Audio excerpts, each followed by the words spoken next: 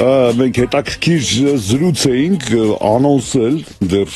նախորդ ժամում եւ այո ուրախ ենք այստեղ ստուդիայում արդեն ողջունել մեր հյուրին ստուդիայում է Արփի Ոսկանյանը էթիկետի բարձրագույն դպրոցի հիմնադիր տնօրենը բարև ձեզ նախ ասեմ առաջին իսկ րոպեներից մեծ բավականություն ստացաք ձեզ հետ ծանոթանալուց անմիջապես այստեղ ձեր ներկայությունը մի տեսակ այդպես ամեն ինչ տեղ է գցեց սա Կրողն է իր մասնագիտության դուք իսկապես կրում եք այն մասնագիտությունը որը որ այդպես ներկայացնում եք անկեղծ ասած առաջին անգամ եմ կյանքում հանդիպում մասնագետի ով սովորեցնում է մարդկանց այդ վարվեցողության կանոններին իսկ դրանք այնքան շատ են եւ դժվար է պատկերացնել մեկ մարդու բացի երևի մասնագիտացված կրթություն ստացած ովքեր դրանք կյանքում կիրառում են այնուամենայնիվ ձգտել դրան պետք է եկեք սկսենք պարզ հարցից ով է ձեզ սովորեցրել վարվեցողության այդ էթիկայի կանոններին մի խոսքով կրթությունը որտեղ եք ստացել գիտելիքները որտեղ իհարկե առաջի կրթությունը մենք բոլորս ստանում ենք ընտանիքում տանը բայց պրոֆեսիոնալ կրթության մասին եթե ասենք պրոֆեսիոնալ կրթությունը ստացել եմ Emily Post-ի դա շատ հայտնի հենց ամերիկյան գործարար էթիկետի դպրոց է եւ ամերիկյան ամենահին դպրոցներից մեկն է Emily Post-ի դպրոցը ես սովորել եմ այդ ինստիտուտում սովորել եմ Բրյուսելի արարողակարգի դպրոցում, Ռուսաստանի Դաշնության նախագահին կից արարողակարգի դպրոցում, բրիտանական արարողակարգի դպրոցում, այսինքն կրթությունը, որ ստացել եմ, լինելով մարդ, ով միշտ շատ բարձր է գնահատում իր պրոֆեսիոնալ պատասխանատվությունը դիմացինի նկատմամբ, իսկ արարողակարգի կամ էթիկետի մասնագետը առավել եւս պետք է հասկանա, որ քո պրոֆեսիոնալ պատասխանատվությունը դա դիմացինի վարքագիծն է դրա արդյունքը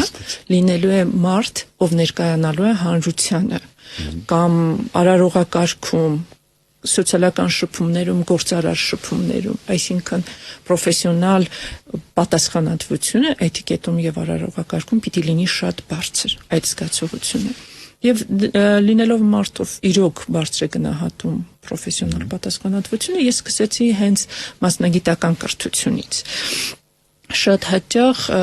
թվում է, թե դու կարող ես մասնակցել էթիկետի դասի կամ նույնիսկ ինչ-որ դասընթացի փոքրիկ եւ արդեն համարել, որ դու կարող ես դասավանդել։ Դա այդպես չի։ Եթե գիտես ինչ պատարակաղով ես ուտում, այսինքն արդեն բավական է որ դու դաս ստացա։ Պատարակաղները չէ։ Եվ էթիկետը նույնիսկ ես միշտ ասում եմ, որ էթիկետը դա բացարձակապես դանակները եւ պատարակաղները ճիշտ բռնելու եւ օգտագործելու մասին չի էթիկետը, դա կոմունիկացիաների արվեստ է։ Դա հաղորդակցման արվեստ է։ Գիտեք, Բեռնարդ Պիգմալիոնում կա օրինակ, երբ որ փողոցից վերցնում են աղջիկ եւ դարձնում են, չէ՞, այնտեղ հիշում եք, գրազ են գալիս եւ հայտնի ֆիլմ կա հոյակապ կրթությունը ներողություն կրթությունը հասկանալի է որ պարտադիր է եւ այլ կերպ դուք չեք կարող դասավանդել բայց հետաքրքիր է որ պահին զգացիք որ մեր հասարակությունում կա այս կրթության անհրաժեշտությունը եւ ինչ աչքի ընկնող բաց թողումներ եք տեսնում շրջապատում շփումների մեջ որոնք էին ամենաթիրախային հատվածները գիտեք շատ մեծ ներդրում դրանում ունեցել են իմ ընկերները ովքեր նկատելով, տեսնելով, լավ իմաստով, ովքեր տեսնելով, որ ես սիրում եմ, շատ հետաքրքրվում եմ եւ նաեւ ընտանիքից էլ ունեմ փոխանցված այդ էսթետիկայի զգացողությունը, հենց էթիկետի էսթետիկայի զգացողությունը, ինձ որոշակի առումով սկսեցին դրթել դեպի այդ քայլը, ասելով, որ դա իրոք անհրաժեշտ է, դու դա սիրում ես, դու դրանով հետաքրքրվում ես եւ նաեւ ես դասավանդող աուդիտոր եմ եղել, քանի որ առաջի մասնագիտությամբ ես ֆինանսիստ եմ եւ աուդիտոր Եվ ունեի դասավանդման փորձ հենց աուդիտի բնագավառում, վստահ էի, որ կարող եմ դասավանդել, դա ինձ մոտ ստացվում է։ Արդեն նաև հանուն արդարության ասելով, որ ոչ միայն Հայաստանում, ընդհանրապես համաշխարհային տենդենսները գնում են պարզեցման, հասարակությունները վերածվում են սպառողների, իսկ սպառողական զանգվածները, սպառողները սկսում են նաև կորցնել էսթետիկայի զգացողությունը, սկսում են գնալ դեպի հնարավորինս ավելի պարզ, մատչելի լուծումներ եւ այդ պատճառով մենք այո հիմա ամբողջ աշխարհում տեսնում ենք, շփվում ենք մարդկանց հետ, ովքեր միակ արդարացումը որ ունեն, ասում են ինձ էսպես է հարմար, վերջ, այ ինձ հարմար է եւ վերջ։ Ու կապ չունի դա էսթետիկ չի։ Բացի դրանից, նույնիսկ եթե դնենք էսթետիկան մի կողմ, իսկով ասեց, որ մյուս ձևով վարվելը հարմարավետ չի։ Այսինքն դու առնվազն պիտի իմանաս, որպեսզի կարողանաս համեմատել, որն է ավելի հարմար։ Այս տեսնելով հասարակության մեջ փոփոխությունները եւ լինելով մարդ, ով գիտեք, ես կարծում եմ, որ ինչու պարզեցնել ամեն ինչը։ Ինչ իմաստ ունի պարզեցումը։ Բայց նույն հաջողությամբ ասենք դասական երաժշտությունը բոլորի համար չէ, օպերային արվեստը բոլորի համար չէ։ Արդյոք բոլորը պետք է տիրապետեն վարվեցողության կանոններին։ Տիրապետեն եւ բոլորը պիտի լսեն դասական երաժշտություն։ Լսած լինեն առնվազն դասական երաժշտություն եւ դա բացարձակ չի նշանակում, որ դու քո ամբողջ կյանքը լսելու ես միայն դասական երաժշտություն, բայց դա գունային պալիտրա է, դա երանգներ են, երաժշտության բոլոր ոճերի, տեսակների մեջ, ընդհանրապես երաժշտությունը որպես այդպիսին երաժշտական մշակույթը ձևավորվում է ազգային երաժշտությունից, դասական երաժշտություն, օպերային, շատ տարբեր բաներից, ինչքան ավելի շատ երանգների հետ դու կշփվես եւ ծանոթ կլինես, այնքան ավելի մեծ կլինի քո ընտրությանը հնարավորությունը։ Դու ինքդ քեզ տալիս ես հնարավորություն գիտենալ եւ հետո ընտրել։ Եվ իհարկե ես շատ սիրում եմ դասական երաժշտությունը, բայց ես շատ սիրում եմ ջազային երաժշտություն։ Ես շատ սիրում եմ նաեւ եւ կարող եմ, երբ ես մարզասրահում եմ, լսել փոփ երաժշտություն։ Դրանք իրար չբացառող բաներ են, բայց դասական երաժշտությունը, այո, ինձ տվել է դեպի որպես զուգահեռ, արդյոք բոլորի համար է էթիկետը, բոլոր շերտերի համար հասարակություն։ Էլի դա գիտելիք է, էթիկետը, վարվեցողության կանոնները, դա ընդհանրապես գիտելիք է։ Եվ նաև պլյուս կարևոր բան, ներքին կուլտուրա, ես վերադառնամ իմ հարցին, կիսատ մնաց միտքս, Պիգմալիոնում, եթե հիշում եք, վերցնում են փողոցից աղջիկ եւ դարձնում են, չէ՞, ինչ որ մի անձնավորություն, ով կարող է խոսքի եւ վարվեցողության իր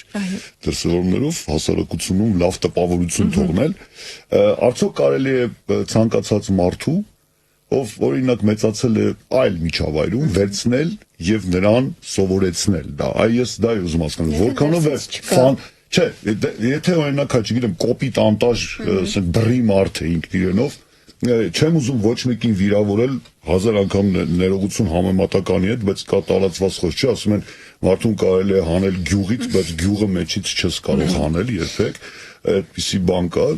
ես ամենուր չեմ ուզում եւ ոչ մի մարդու ասես հիմա վիրավորելով ապրում է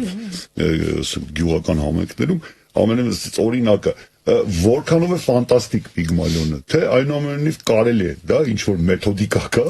մարդու մեջ ներաշխարը փոխել, վարվեցողության այդ ներքին կուլտուրան, դա ձեռք բերովի է, թե այնուամենայնիվ կամ կա կամ չկա, այս հաստատ։ Տեսեք, մենք կարող ենք հանճարներ, բացառիկ կրթության տեր մարդկանց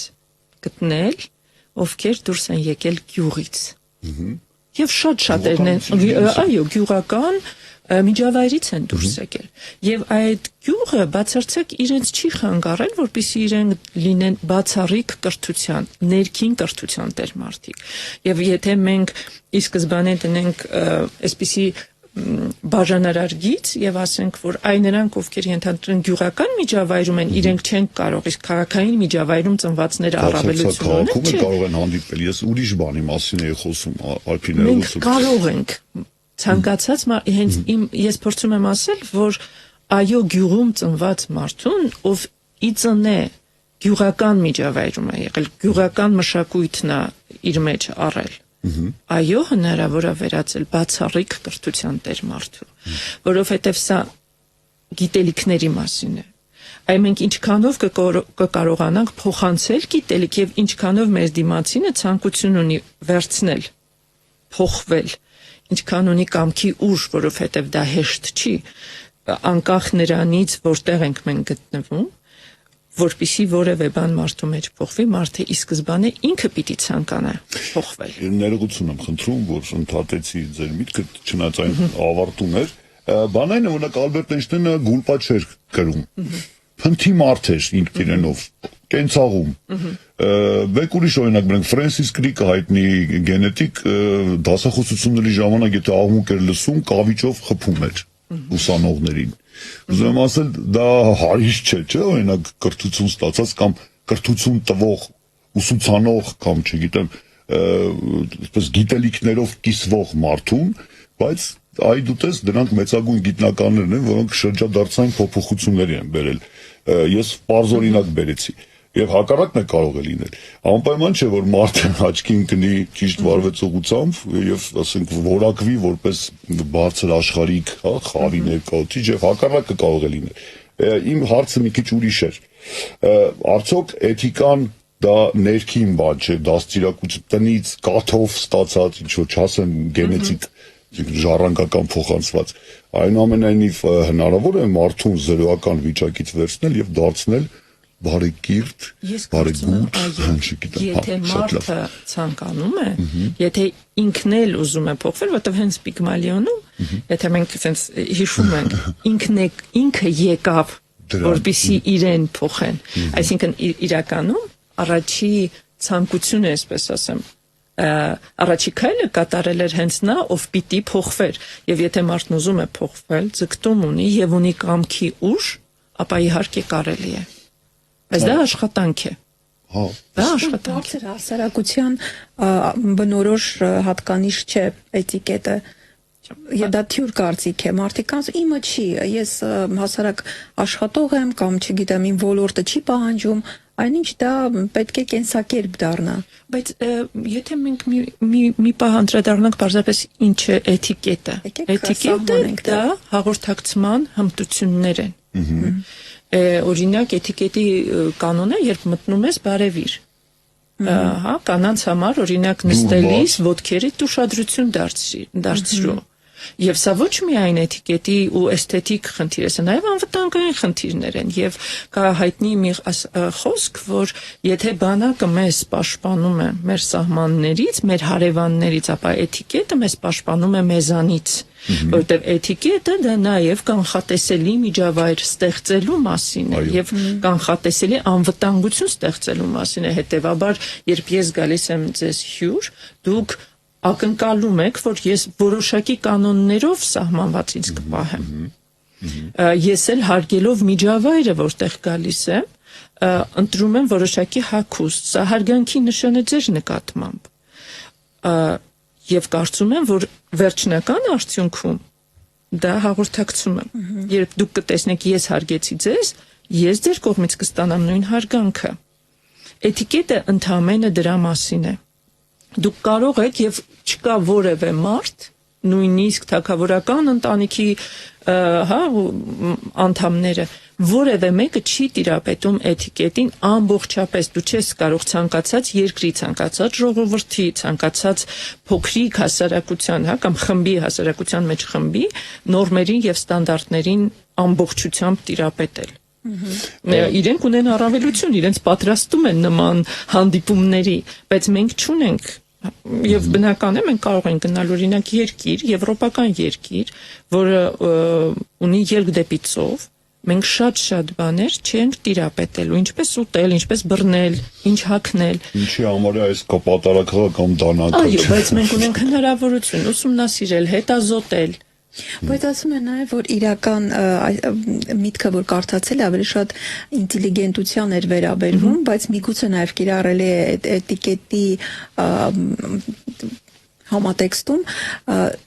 համարվում է այն մարդը ինտելիգենտ, ով ներողություն այդ օրինակի համար քթի հետ գործողություն չի անի, անգամ երբ ինքը մենակ է։ Այսինքն անպարկեշտ ինչ-որ մի բան, չգիտեմ, ոտքերը սեղանին դնելու եւ այլն, իմանալով ոչ մեկ չի տեսնում, ոչ նկարահանվում է, ոչ կողքը մարդ կա, բայց ինքը ներքուստ իրեն թույլ չի տա դա անել։ Մի բան է, երբ որ դա արյան հետ եւ կաթի հետ է գալիս, մի բան է, երբ որ մարդը իրեն պահում է, ենթադրենք այդ նույն ստուդիայի սահմաններում այլ կերպ, բայց այստեղից դուրս, երբ որ ազատ է, իրեն թույլ է տալիս որոշակի ազատություն։ Այսինքն այստեղ դաստիարակություն եւ ներքին ունեցած այդ կանոնները Գիտեք, դաստիարակությունը, ընտանեկան դաստիարակությունը ինքը իհարկե մեզ մեր կյանքում որոշիչ է այնքանով, որ ձևավորում է սովորություններ։ Այս այն է, ինչ երբ մենք ասում ենք, որ մարդուն գյուղից կհանես գյուղը մարդու միջից չես հանի, դա հենց սովորությունների մասին է, որովհետև դու ունես, այո, նիստուկացի, վարվելակերպի, խոսքի որոշակի նորմեր, որոնք արդեն ենթագիտակցական մակարդակի վրա պարզապես դու չես զգում դրանք։ Դրանք քո հետ են, միշտ են քո հետ եղել։ Ու այստեղ է շատ կարևոր կրթության համակարգի, կրթական համակարգի ամբողջական եւ ընդհանրական ներդրումը, որովհետեւ բացի ընտանիքից, ընտանիքն էլ դպրոցի արդյունքը, դպրոցը ընտանիքի, բայց ընտանիքն էլ դպրոցի, եւ եթե մենք նայենք հենց սովետական միության տարիների, իհարկե գյուղերից դուրս էին գալի բացառիկ կրթության մարդիկ, որովհետեւ կար դպրոց, ով կարողանում էր երեխաներին վերցներ, ներառեր, կրթեր, ուսուցաներ, սովորեցներ։ Դաստիարակել ամենակարևորը։ Այո, եւ իրենց տալ նաեւ հասարակական վարքագծի նորմեր փոխանցել։ Ու այդպես մի սերունդ, երկրորդ սերունդ, իրենք էլ իրենց երեխաներին էին սկսում արդեն այդ նորմերով սովորեցնել եւ դաստիարակել։ Ու արդյունքում մենք ստանում էինք հասարակություն, որը ուներ համասեռ պատկերացում, իհարկե այդ հասարակության մեջ լինում են միշտ ցանկացած ժամանակ եւ հանցագործներ եւ ծայրահեղ անկիրթ մարդիկ տարբեր են լինում, բայց մեծամասամբ իր, այսպես ասած, միջին ջերմաստիճանով, եթե չափենք, մենք ունենք կիրթ, զանգված։ Մեծ մասամբ։ Մեծամասամբ։ Սովետական միությունում ամենաբարձր ցուցանիշներ։ Այո։ Կիրթ մարդկանց։ Իսկ ինչ փոխվեց, ինչ կատարվեց։ Դե հիմա եք մի ուրիշ թեմա է, ուրիշ ոլորտի մասնագետ է, այդ այնուամենայնիվ վարքի, տեսեք, խորովածը ձեռքով են ուտում, չէ՞, այսի կարծիք կա։ Իմիջիալոց կա այդի, չգիտեմ կատակ է թե ինչ որ բույի առաջ փոս էր գոյացել ու վերանում այդ ժամանակ ասում են ով փոսը գնում նույնիսկ պրոֆեսորները որ ընկնում էին փոսը անպայման ուշունց էին հնչեցնում դե ուզում եմ ասել հենց այդ հարցին որ նույնիսկ երբ որ ոչ մեկ չի տեսնում քիթը փորել չի կարելի դա ինչ որ ներքին կուլտուրայի հետ կապված բաներ են այնուամենայնիվ մարդը կարող է ինտուիտիվ գալ էտիկետի կանոնների կարող է այս դա է բայց նաև գիտեք մենք միշտ պիտի հասկանանք իրադրությունները եւ իրավիճակները, որովհետեւ երբ ասում ենք, որ մարդը ով ինտելիգենտ համտավորականը չի կարող իրեն թույլ տալ այսպիսի ինչ որ մի բան, ես կարող եմ հիշել Գինզբուրգի հիշողությունները, որտեղ ինքը գրում է «Последний маршрут», որտեղ ինքը գրում է, որ իմ դիմացի ոստիկանը, երբ իրեն առաջի անգամ ձերբակալում են, սկսեց ինձ հարգել միայն այն պահից սկսած, երբ այդ ինտելիգենտ կինը եւ բացառիկ ինտելիգենտության կարողը շատ ոչ ցենզուրային բառապաշարով խոսել էր այդ մարդու հետ։ Ես հիմա որևէ մեկին չեմ,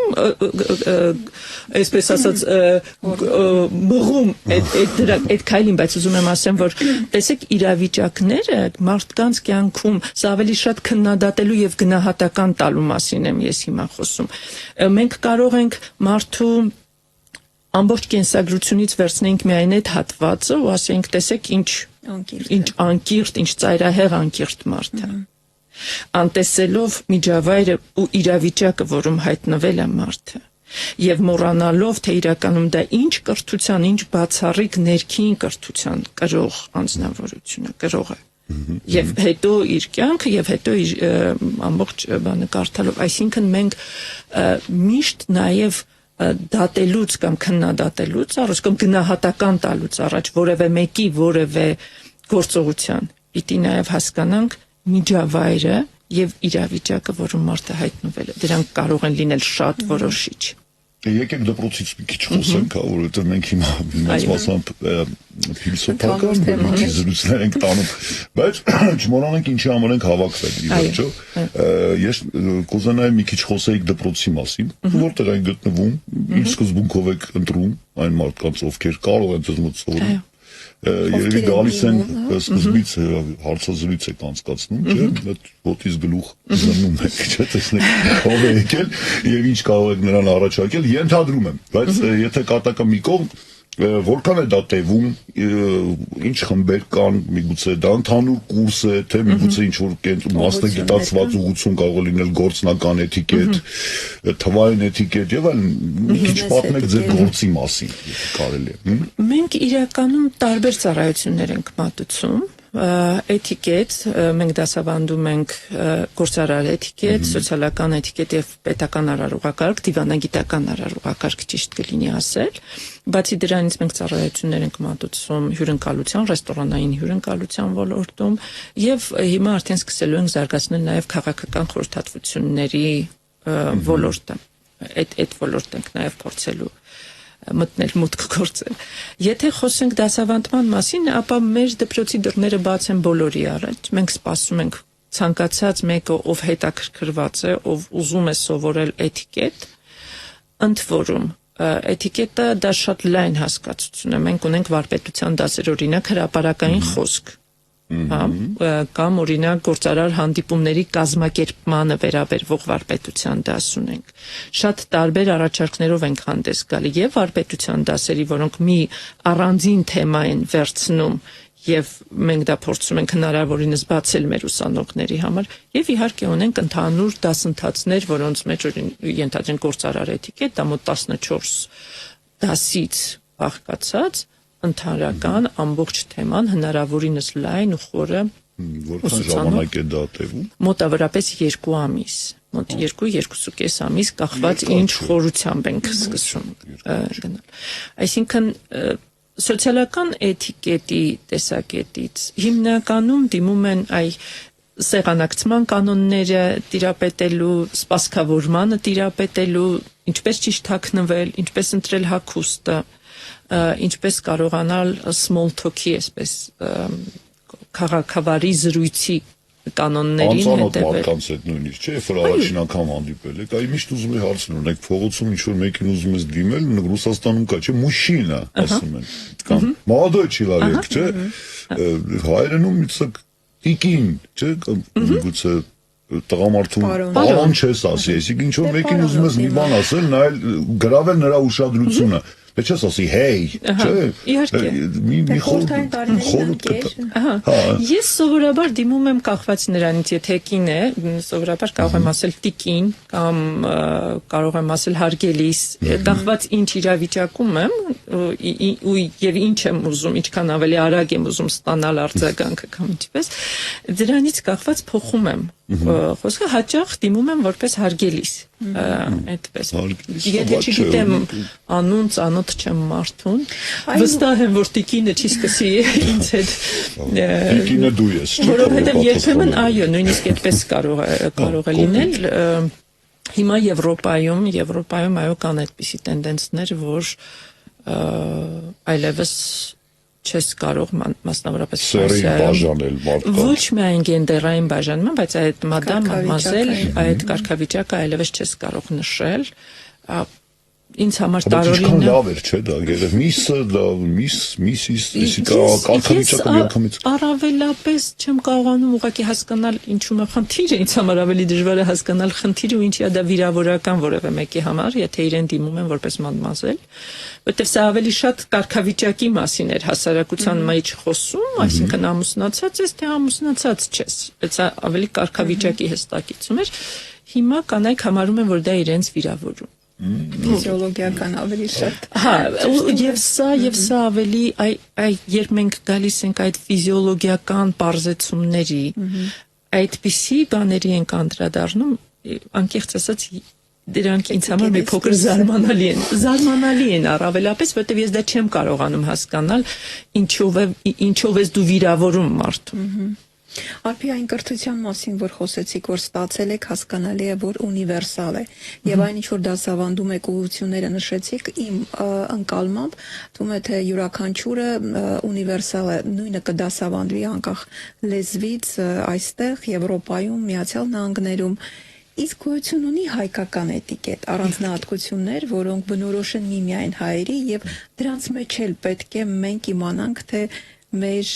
տարածաշրջանից ելնելով կամ մեր հասարակության բարքերից ու վարքերից ելնելով ինչպես պետք է վարվենք։ Իրականում չեմ կարող ասել դա լավ է թե վատ, բայց սովետական միության մեջ, հա, որ մաս կազմելու տարիներն ընդհանրապես ոչ միայն Հայաստանը, բոլոր հետ խորհրդային տարածաշրջանը ամբողջությամբ ձևավորեց սովետական էտիկետ։ Եվ եթե մենք վերցնում ենք եվրոպական երկրների էտիկետին նայենք, որտեղ չի կարելի միրգը կտրատած մատուցել, ապա հետ խորհրդային տարածաշրջանի բոլոր երկրներում միրգը կտրատած են մատուցում։ Հիմա մենք իհարկե կարող ենք դրա եւ տնտեսական եւ քաղաքական կոմպոնենտները հասկանալ, իսկ ինչու այդպես եղավ։ Այդպես եղավ, որովհետեւ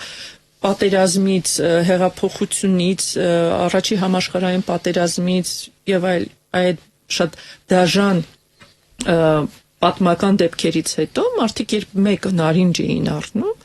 իհարկե պիտի կիսեին ընտանիքի 6 անդամի մեջ եւ դրա համար էլ սկսեցին կտրել։ Դեֆիցիտի պայմաններում։ Այո, եւ դա ընդամենը այդ դեֆիցիտի պայմաններում սովի տրագեդիաների, հա, դժբախտությունների պայմաններում ձևավորված էտիկետ էր, որը հետո դարձավ նույնիսկ բավական բարեկեցիկ ապրող մարդկանց էտիկետ։ Բայց Եվրոպայում այդպես չի։ Եվրոպացիները ամբողջական մրգերով են մատուցում։ Ես շատ դեմ եմ, երբ փորձում են մասնագետները, ովքեր սովորել են եվրոպական էտիկետ, ասել, որ չէ, ոչ մի դեպքում չի կարելի կտրատած միրգը մատուցել։ Պետք է անպայման ամբողջական դնել։ Դրեք ամբողջական, իսկ ոչ մեկ չի ուտի։ Այսինքն դուք դրեք միրգը Հայաստանում, Ռուսաստանում, հետ խորհրդային տարածաշրջանում միրգը ամբողջական դրեք սեղանին, եւ ձեր հյուրերից որևէ մեկը դրան չի մոտենա։ Հարց. Ինչի՞։ Իմ նպատակս ձեզ հյուրասիրելն է։ Իմ նպատակս այն է, որ դուք լավ ժամանակ անցկացնեք իմ տանը, ինձ հետ։ Հարմար լինի ձեզ։ Եվ բացի դրանից չկա լավ ու վատ էտիկետ։ Կա էտիկետ տարածաշրջանի երկրին բնորոշ։ Եվ հետևաբար, այո, անգլիացիներն ունեն իրենց էտիկետը, ամերիկացիներն իրենց էտիկետը, եւ դրանք տարբեր են։ Եվ ուշադրություն դարձրեք, որ ամերիկացիները բացարձակապես չեն ձգտում բրիտանացիների էտիկետին նմանվել, հակառակը իրենք ընդգծում են տարբերությունը։ Որոշ հարցերում նույնիսկ հակադրված են, օրինակ լեզուն, անգլիացիները գժվում են ուղղակի եւ շատ ծանր են տանում, երբ որ ամերիկացիները գալիս են Լոնդոն, սկսում են այդ կրճատ չգիտեմ, my gosh, այդպիսի բաներ արտահայտություններ անել, նրանք սիրում են իրենց լեզուն եւ մեծ մասամբ ես Լոնդոնում այդ զգացողությունը ապրել եմ։ Սովորական աշխատողին դիմում ես նա այնպիսի այդպես հարգանքով եւ ես կասեի նախ եւ առաջ լեզվի նկատմամբ այնպես մաքրամաքուր գեղեցիկ ձևակերպած անգլերենով է խոսում քեզ հետ թեպետ հասկանում որ կարող է ավելի կարճ միտքը ձևակերպել իսկ ամերիկացիների մոտ այդ բանը չկա ես դա նկատել եմ եւ մեկը մյուսին այդ հարցում երբեք չեն հասկանում այո անմիջապես աչք է ծակում ամերիկայից եկածը Լոնդոնում նաեւ այո այլ լեզու, այլ մոտեցում, բայց տեսեք թեկուզ սեղանակցման կանոնների տեսակետից բրիտանական էտիկետի մեջ, եթե պատառաքաղը դուք պահում եք ձախ ձեռքում, ատամիկները միշտ պիտի նայեն ներքև։ Հետևաբար, եթե դուք բրինձ եք ուտում, բրինձը պիտի պատկերացրեք բավական բարդ է ուտել բրինձ բրիտանացիների միջավայրում, որովհետև պատառաքաղը շուրջ չես տալիս։ Այդ այս թեքված, հա, կոր պատառաքաղի ատամիկների վրա պիտի բրինձը դնես եւ ուտես։ Հա, չգիտեի։ Իսկ այո, իսկ Ամերիկա ու դա բավական դժվար է, նույնը վերաբերում է կարտոֆիլի հյուսին։ Իրենք չեն ուտում այնպես ինչպես մենք, իրենք այդ ատամիկները ներքև դեպի թեքվող հատվածի վրա դնում են կարտոֆիլի հյուսը։ Դանակով են դնում, հա։ Այո, եւ տանում են բերանը։ Ամերիկացիները օրինակ կտրատում են մի քանի կտոր դանակը դնում են ափսեի եզրին, պատառաքաղը ձախ ձեռքից տեղափոխում աջ ձեռք եւ սկսում են ուտել այդպես։ Ֆրանսիացիները թեքում են պատառաքաղը, պտտում են պատառաքաղը, ինչպես նաեւ հետխորհրդային տարածաշրջանի երկրներ։ Եվ տեսեք, որ ամերիկացիները երբեք չեն փորձում փոխել իրենց մանր սպասքից օգտվելու ձևերը, բրիտանացիներն էլ չեն փոխելու եւ ֆրանսիացիներն էլ չեն փոխելու։ Այստեղ հարց. Իսկ ինչի մենք պիտի փոխենք, դա 70 տարվա ընթացքում ձևավորված էթիկետի նորմեր են։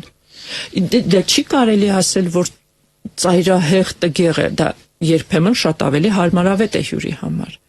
Իսկ ինչ է տեսք ունի ձեր դասընթացը, դա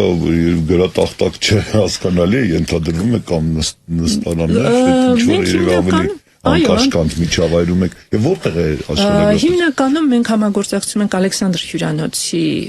հետ, այնտեղ իրենց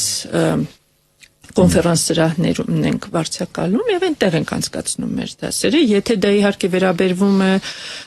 ընթրիքին, ապա արդեն ռեստորանում ենք անցկացնում ընթրիքը, որպեսզի հյուրերը կարողանան եւ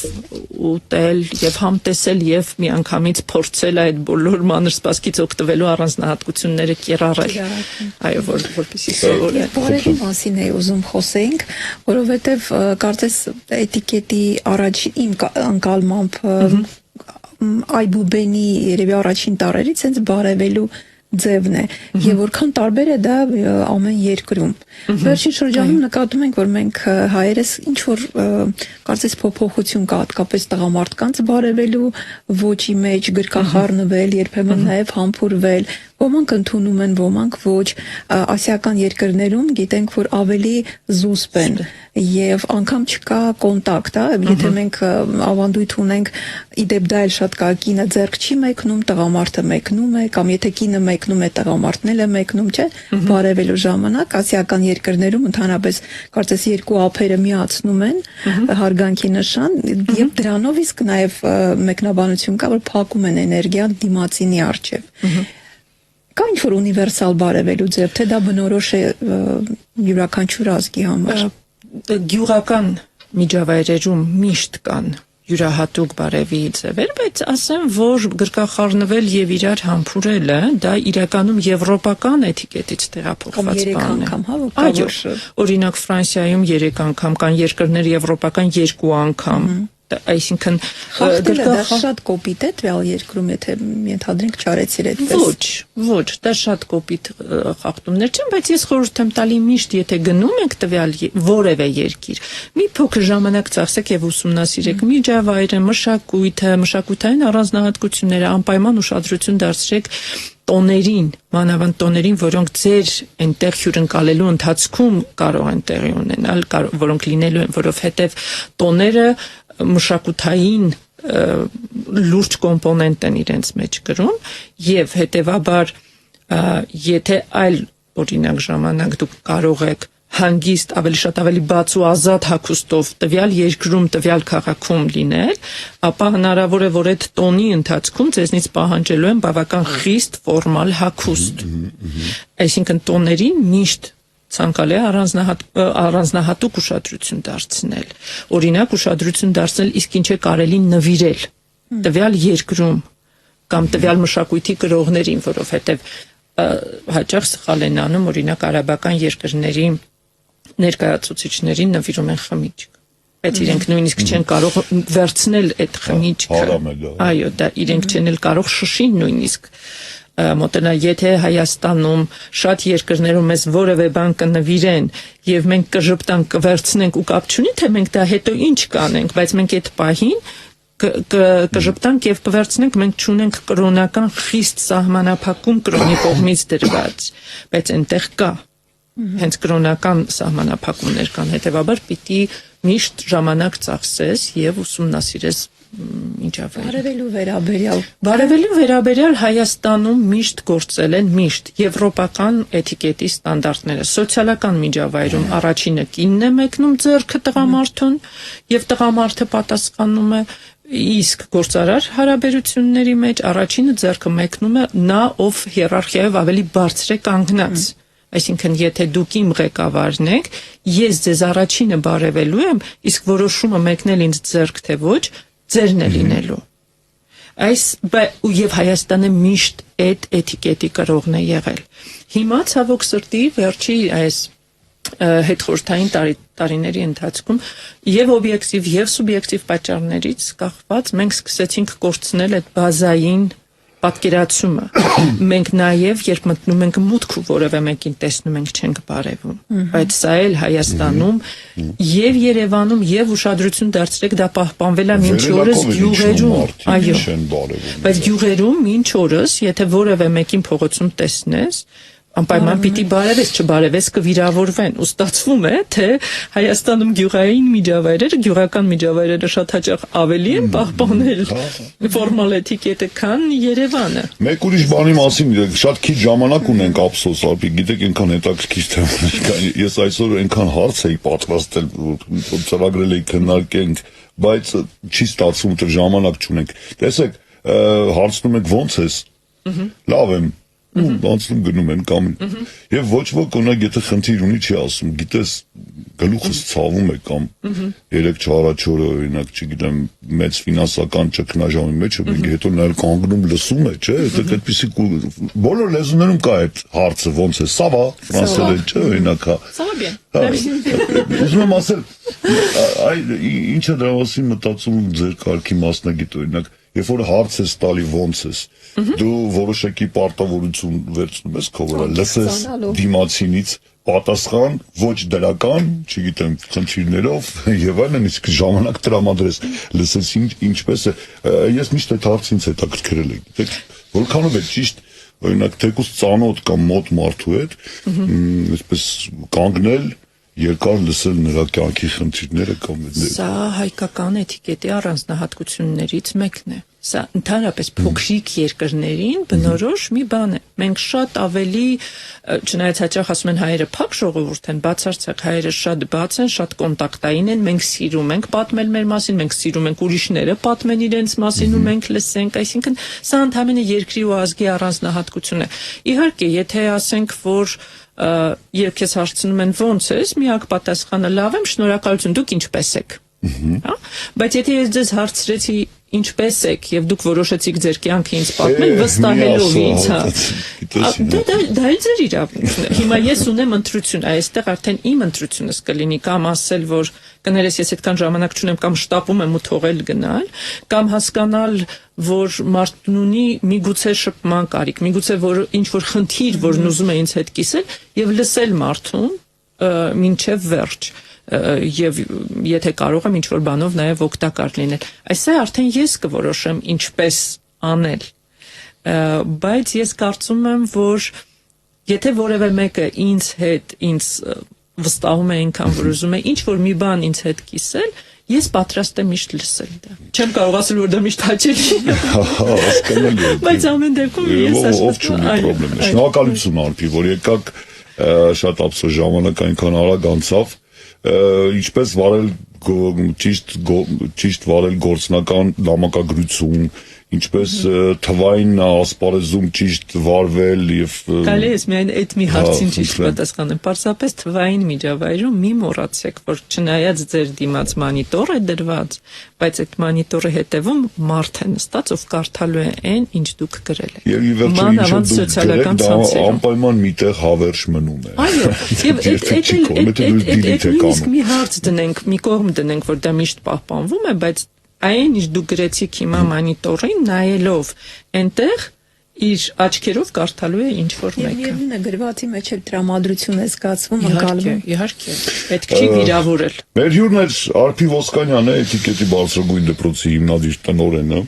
Հաջողություն ենք ձեզ ցանկանում շնորհակալություն որ եկաք այնքան հետաքրքիր անցկացրեցինք այս 40 րոպեները Բարաբար կարելի է հանդիպել բայց երևի դրա համար պիտի վճարենք Արփին որտեղ դա իր հացը ջուրն է շնորհակալություն որ եկաք